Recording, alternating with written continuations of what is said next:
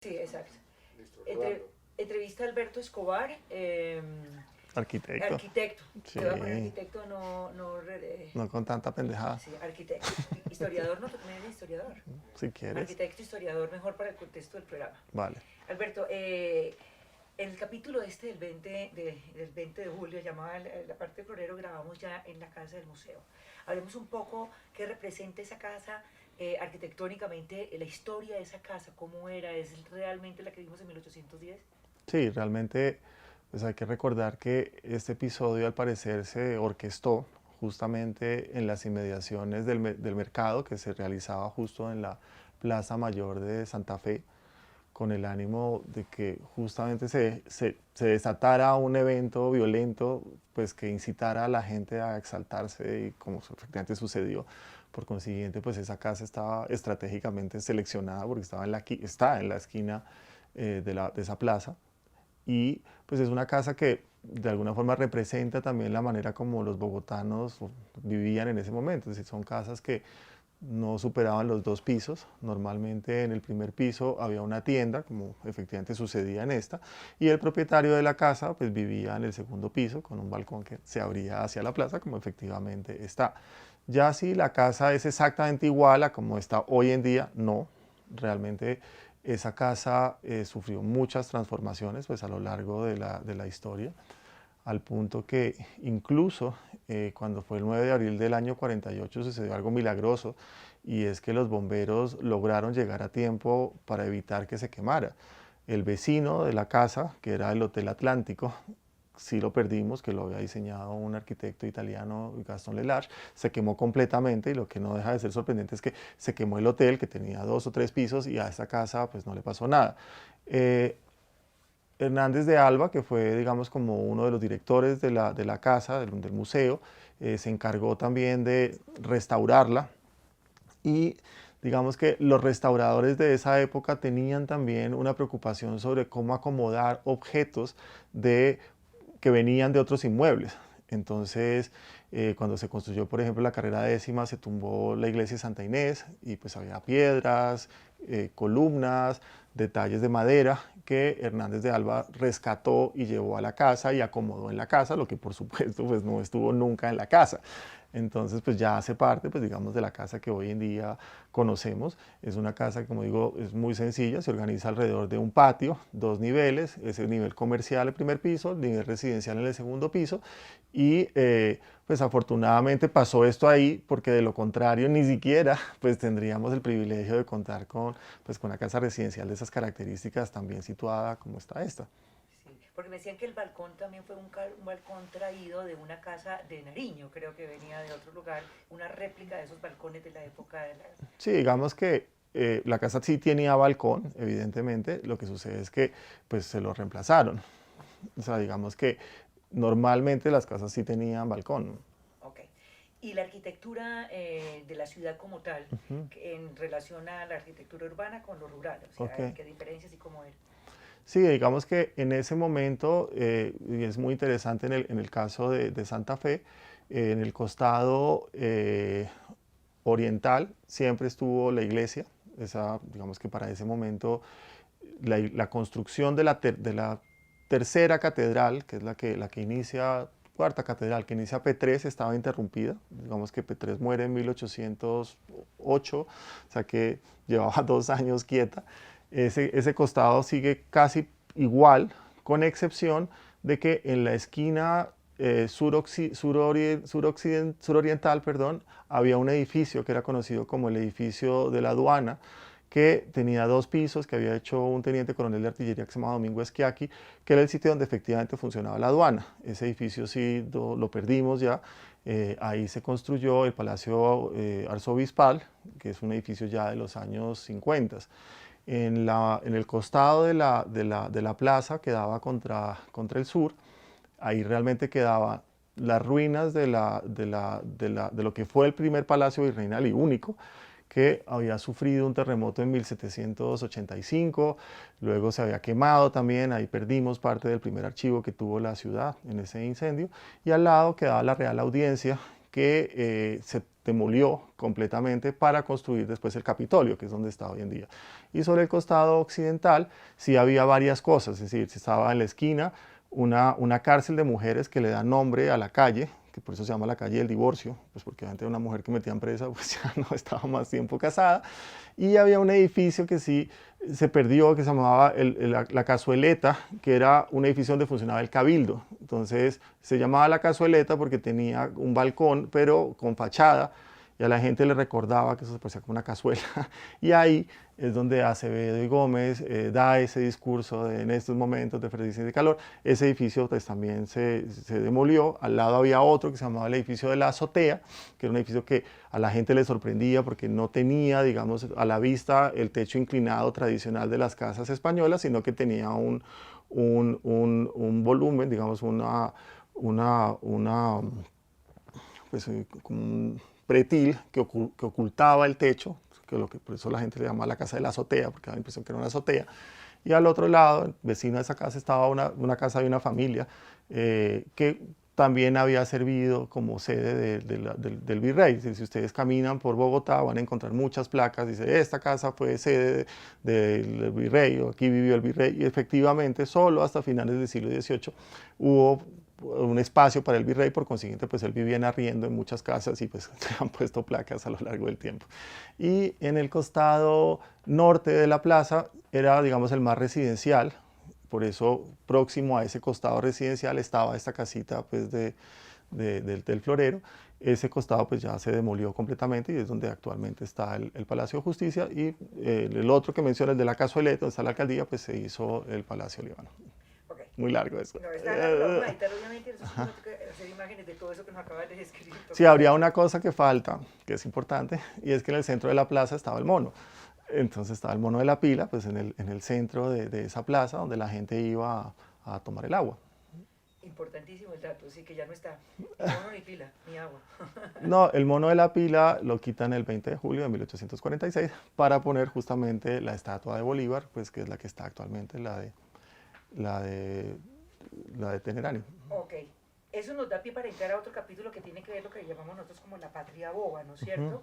Entonces, en esta patria boba hay una serie de personajes de los que veníamos hablando ahorita.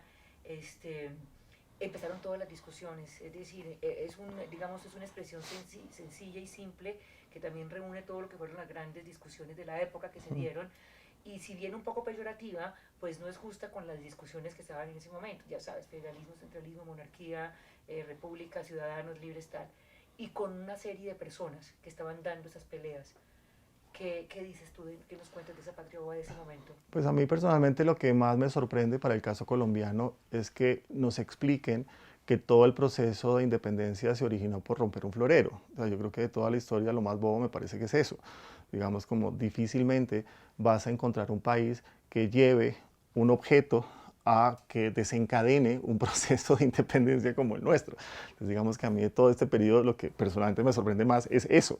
Ahora, indudablemente para este territorio pues sí hubo una pérdida muy importante, y es que hay que recordar que en el jardín de José Celestino Mutes, que había liderado este proceso de la expedición botánica, se había construido el observatorio astronómico, y que allí pues había un personaje muy singular que era pues, Caldas, que obviamente hacía parte, digamos, de una serie de jóvenes que se habían formado con Mutis, que pues vale recordar, fue la primera persona que dio una clase de matemáticas en ese territorio, y lo digo porque para los ingenieros y para los arquitectos las matemáticas resultan fundamentales, por consiguiente pues no deja de ser sorprendente que la primera clase se dé pues a mediados del siglo XVIII, o sea que de ahí para atrás pues la gente no tenía una formación de matemáticas, quizás lo que sirvió de preludio para que este país se llenara de abogados, pero bueno, digamos que el caso es que ese grupo de personas, del cual sea parte de Caldas, Torres, probablemente pues el Marqués de San Jorge,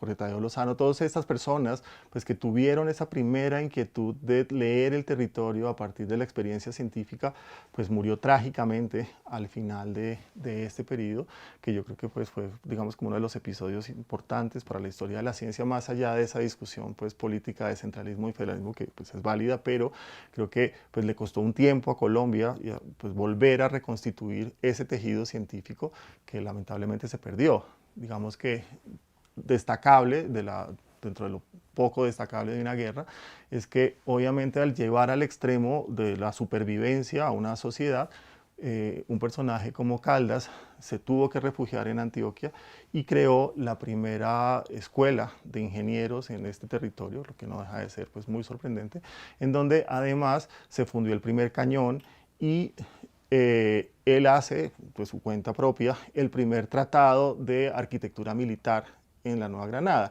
que finalmente será, pues de acuerdo a los historiadores, el segundo que se haga, digamos, en América en ese periodo, lo que no deja de ser también increíble y que pocas veces se menciona.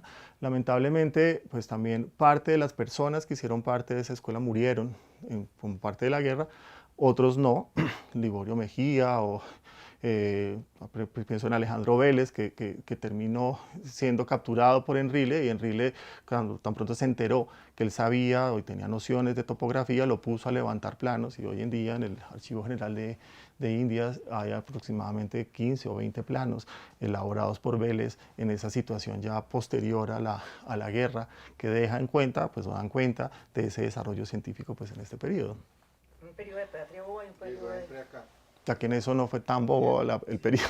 Sí, no fue tan Habría otra cosa. Siéntese acá si quiere. No, yo estoy bien. Sí, Yo no, estoy pero si prestando quiere se puede- atención sí. acá. Sí, está bien. No, y se va a encandelillar, eso le va a dañar los ojos. Venga, No, estoy bien. Sigan, sigan. De este periodo a mí sí hay algo pues, que me sorprende, y es que Antonio Nariño, cuando está encargado, digamos, del poder, envía, como hacia 1811, una delegación a Estados Unidos para que le traigan a una persona experta en pólvora, porque él necesita a alguien que se haga cargo de la fábrica de pólvora y en el manejo de la imprenta. Ese 2 en 1 lo encuentra en un francés que se llama Antonio Bailly, que viene a la Nueva Granada pues a ayudarle en esa labor. Curiosamente le faltaba una mano, no sé si la perdió en la imprenta o en la pólvora, con la pólvora, pero el caso es que él incita a Nariño a que es importante y muy necesario sembrar el árbol de la libertad en la Plaza Mayor. Y se define que ese árbol de la libertad, que va a ser una rayán, se debe sembrar el 29 de abril de 1813, al lado del mono probablemente, y pues digamos que en esa tomadura de pelo de los bogotanos, cuando llega el 28 en la noche, alguien pone simbólicamente otro árbol y le pone un gorro frigio. Bueno, digamos que el día siguiente tienen que arrancar el árbol que alguien ha puesto que es de manera ilegal. Este francés se encarga de todos los preparativos previos a la instalación del árbol de la libertad, y cuando regresa a su casa, y ahí digamos que difieren las versiones, tiene una discusión con uno de sus esclavos que tenía 12 años, 12 o 13 años, y ese esclavo lo atraviesa con una espada y lo mata.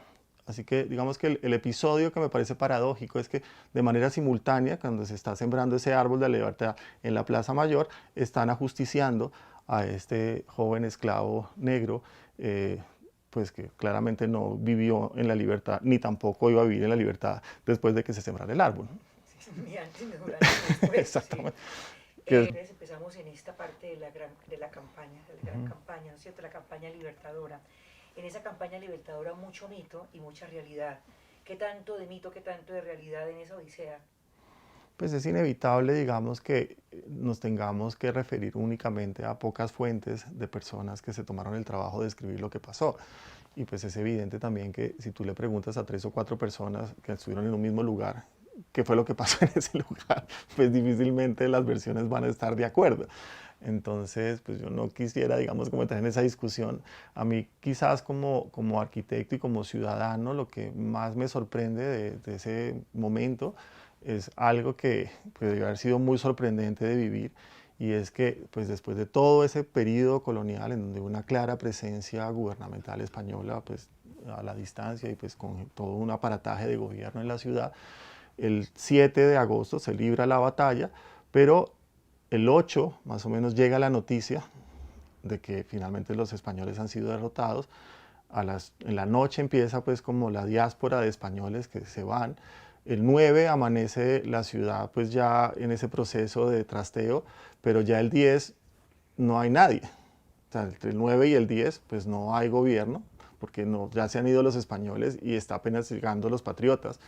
lo que he oído que sucedió es que de la noche del 9 al 10 explota la fábrica de pólvora, justamente la que tenía preocupación Nariño por administrar, y a partir de lo que dice José María Espinosa en su libro del abanderado, él cuenta que se encuentra con el general Maza en la Plaza de las Hierbas, donde actualmente es el Parque Santander, y el general Maza lo invita a salir a matar españoles, que les parece como el planazo. Entonces ambos salen con lanzas a ver a qué español atraviesan y se van hacia el norte buscando pues víctimas. No encuentran a nadie y a la distancia, después de estar pues a caballo un rato, ven a una persona que viene descamisada, que viene muy desbaratada y les pregunta que quién viene, él no responde y ya cuando lo tienen muy cerca les dice quítense pendejos y es Bolívar que está entrando a tomar control sobre la ciudad solo, en una imagen que por supuesto contrasta ampliamente pues con esa imagen que hemos visto todos en la Plaza de Bolívar, pues donde está pulcramente vestido y peinado, que seguramente no se corresponde para nada con la imagen que describe el abanderado. O sea que después de la gran batalla, de salir victorioso de la batalla, Boyacá va a entrar en soledad. Total, pues esa es la descripción que hace él en ese libro del abanderado y se lo creo, es decir, porque pues para Bolívar era pues indispensable ponerle orden a la ciudad, pues que él sabía que se había quedado sin gobierno, ¿no? Y además Espinosa es una de las fuentes primarias que tenemos para... Pues Espinosa, sí, Espinosa cuenta muchas historias y dibuja también, o sea que tenemos gracias a él pues imágenes, esperamos próximos, de cómo se veían todos estos personajes y años después también hizo la recreación de muchas de las batallas en las cuales él participó, por lo menos como testigo, ¿no? Hay una parte que tenemos ya para cerrar, porque antes de la campaña libertadora pues hablamos fue de la batalla de Boyacá, pero hay un detalle que me contabas y hablábamos sobre la batalla de Boyacá que tiene que ver con el puente como tal. Así como el Florero quedó como el mito fundacional, el puente de Boyacá como puente que tanta fuerza tuvo en la gran batalla del 7 de agosto. Claro, realmente cuando uno le cuentan de la batalla del puente de Boyacá, pues lo primero que uno se imagina es que la batalla se libró en el puente. Evidentemente, pues ese sitio era es un cruce todavía de caminos, en donde pues difícilmente dos ejércitos se iban a enfrentar en un pequeño puente de madera. Entonces lo que realmente debería llamarse ese lugar pues es el sitio de la batalla del puente de Boyacá, pero pues se libró digamos en un área pues muchísimo más grande que esta. Es importante ese lugar y otros para la historia del patrimonio de nuestro país porque justamente Colombia como pues necesitó buscar sus señales de identidad y esas señales de identidad primero las encontró obviamente en los sitios vinculados con la gesta de la independencia. Entonces una de los primeros inmuebles que se declara patrimonio en Colombia, sino el primero, fue la casa de la Quinta de San Pedro Alejandrino en Santa Marta, donde murió Simón Bolívar, que la compra la nación y desde entonces pues está en manos del gobierno. Y la segunda que adquiere es la casa de Ricaurte en Villa de Leyva. Después va a comprar también, como hacia los años 16 o 17, la casa de Bolívar en la Quinta de Bolívar aquí en Bogotá. Y por supuesto, pues esos campos de batalla también hoy en día hacen parte del patrimonio cultural de la nación, con muchas dificultades, porque en otros países como Bélgica, donde está Waterloo, o en Estados Unidos, donde está Gettysburg, se tuvo desde un principio el interés de salvar, o sea, de defender geográficamente esos lugares para que de tanto en tanto se pudieran hacer recreaciones de las batallas. Eso claramente en el caso del puente de Boyacá no sucedió porque si se hiciera la recreación probablemente morirían más personas atropelladas por los carros que los que murieron en la batalla, pero pues digamos que lo que es evidente pues es que se ha tratado digamos de salvaguardar ese sitio pues que está vinculado obviamente con nuestra nacionalidad y con nuestro proceso de independencia y eso pues es innegable. Hay una historia también curiosa aquí y es que cuando Bolívar, cuando se conmemoró el primer centenario del nacimiento de Bolívar en 1883, él había nacido un 24 de julio de 1783, se decidió hacer un templete en un lugar que iba a ser conocido como el Parque del Centenario, que no tiene nada que ver con el Parque de la Independencia, que se mezclan a veces el uno con el otro. Realmente el Parque del Centenario estaría hoy en día como a la altura de la carrera séptima, bajando como hacia la 13, a partir de la calle 24 como hasta la 26. Ese parque tenía un templete allí que es un templete que le encargan a Pietro Cantini, que es un arquitecto italiano, y encargan también una escultura de Bolívar a Francia, a partir de un boceto que hace Alberto Urdaneta, que hace una casa francesa que se llama la Casa Vespré.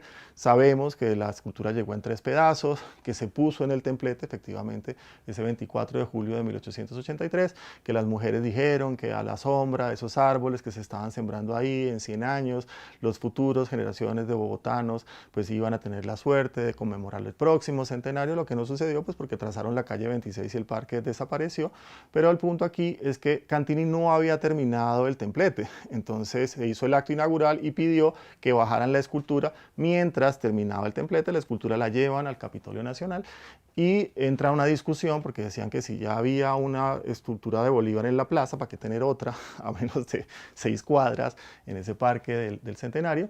Entonces deciden mandarla al puente de Boyacá. Claro, era una escultura que estaba pensada para estar en un templete. Cuando la ponen en esa inmensidad, pues la escultura simplemente no se veía. Entonces dijeron pues que cómo iban a dejar abandonado a Bolívar otra vez en ese potrero. Entonces se lo llevan a la plaza de Tunja, que además es inmensa. Entonces cuando ponen la escultura de Bolívar solo en ese lugar, pues también la escala pues era mínima. El caso es que con el tiempo esa escultura se perdió y no volvimos a tener noción, pues digamos qué había pasado con la escultura, no teníamos noticias. Y como hacia el año 2010, Alfredo Bateman, que es un historiador, ingeniero, en un libro que salió póstumamente, afirmaba que esa escultura estaba en un batallón en Tunja, porque habían puesto otra escultura ecuestre de Bolívar allí y se había perdido. Y que pues lo han sacado del lugar, que lo han cambiado, y solamente contarles que hace apenas 6 meses sacamos una réplica de esa escultura de Bolívar y la hemos puesto nuevamente junta con el templete. De alguna forma pues se cierra la historia que les cuento del puente Boyacá, o sea, que no tiene nada que ver con esto, pero no sé. Claro, muchas gracias por la historia. Esto no va a quedar en el programa, pero nos ilustraste mucho. No, sí tiene que ver con el puente Boyacá, porque la escultura iba para el puente Boyacá. Lo que me ofende es que hemos cambiado la escultura y nadie se ha enterado. O sea, había un Bolívar cabezón que tenía una mano donde siempre le ponían como una caneca de aguardiente y cambiamos por otro Bolívar y nadie tiene idea. En cambio, esa partecita sí puede ir en el programa. No. Bueno, Alberto, ya 200 años después, para terminar, en la escultura ni las ideas de Bolívar, más o menos, ¿qué tan cargado de pasado tenemos este presente? ¿Sí? 200 años después, en términos de o discusiones de temas bobos, o partida, o floreros de Llorentes como una estrategia para cualquier otra cosa, o grandes batallas por cosas fundamentales como la paz, por ejemplo. No, yo lo que creo, y pues eso sí ya lo digo como colombiano, es que siempre me ha preocupado mucho el enfoque que le hemos dado a la historia de nuestro país a partir de la guerra, de la violencia, de los hechos trágicos. Y al final sí creo que es el momento de revisar como esa manera de contar la historia. Es decir, cuando escuché la historia desde pequeñito, era que habían llegado los españoles que acabaron con los indígenas, que luego entonces rompimos el florero, que luego entonces fueron 9 guerras civiles en el siglo XIX, y luego entonces la guerra de los 1000 días, y las bananeras, y el Bogotazo, y la violencia, y Pablo Escobar, que no es pariente mío, y luego las guerras del narcotráfico, y etcétera, etcétera, etcétera. Y es verdad, es decir, eso es una forma de contar la historia. Pero pues también, y por eso hago énfasis en que en eso que llaman la patria boba, pues también hubo unos adelantos científicos, también hubo otra serie de personas que hicieron otras cosas por este territorio que no necesariamente estuvieron vinculadas con la guerra, como ha venido sucediendo en estos 200 años. Y yo sí creo de verdad que es hora también de empezar a contar esas otras historias que no están vinculadas ni con la guerra ni con la violencia, sino con el desarrollo científico, intelectual, cultural. Y es una historia que estoy seguro que también es importante, tan importante como la de las guerras, y de la que yo sí me siento más orgulloso en estos 200 años. Bueno, muchas gracias. Ay, Alberto.